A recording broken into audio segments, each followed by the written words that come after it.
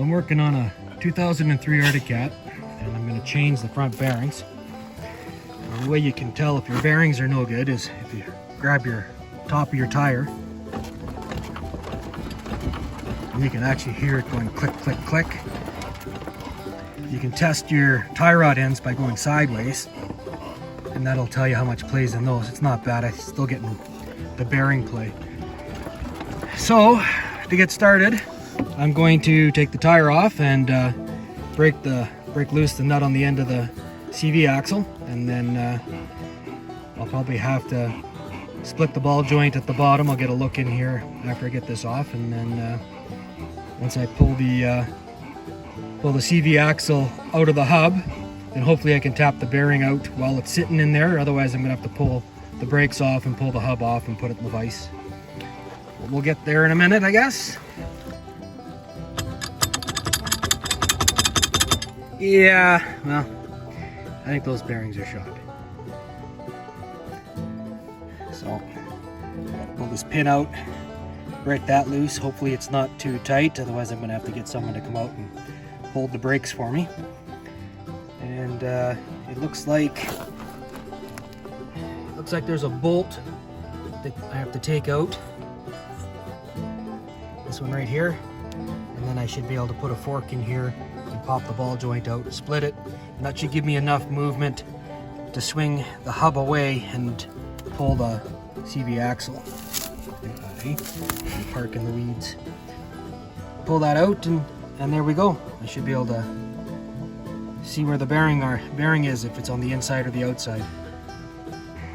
Well, I've got it loose, but I can't quite get the end of the axle out of the hub here. So what I'm going to do is disconnect the steering, pop that out, and it'll give me more room to be able to swing this out.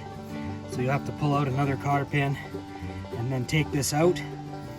So, no, I think this thing has a flat edge on it. Yeah, it's got a flat edge on it. So you can put a wrench on it to stop it from spinning if it wants to spin. And then if you have to tap it out, turn the nut on just to the end of it so that you don't hit on the actual threaded portion, because if you flare that out, you won't be able to get the nut back on. And that's the same with the CV axle. If you tap on the end of that, spin the nut on it and hit the nut, because if you get it to flare out, then now you're gonna have to pull out a file and try to file it down so you can get the nut to slide over the end. So I got that out. Now I'm gonna pop the seal out. And based on the kit, there's some kind of a, I don't know if you can quite see that. There we go. There's some kind of a retaining clip. So once I get the seal out, I'll see if I can pop that out. Should just be able to pop that out with a screwdriver. And then it's just a matter of pulling out the little rubber seal that sits on the end here. And I should be able to just reach inside and hit the edge of the race and tap the bearing out. That's what I'm hoping. So I ended up pulling the bolt off of there, and just like the bottom, and then separating the whole hub. So I think the next step is I'm going to take these two bolts out, take the caliper off, and then just go and put this in the vise and clean it up and see what I can see. Okay, well this is making more sense now. There's my bearing with the other seal. So I imagine it comes out this way, and I'll have to tap it from this side, but I'll have a better idea when I get this seal off in the vise. Hey Biscuit, are you helping? That seal that was on there just came out really easy. I just pried it out with a screwdriver and it came out. Didn't even deform it, but I will be putting the new one back on. So you can just see the retaining clip right there. So I'm going to pry it out with a little screwdriver. So there we go.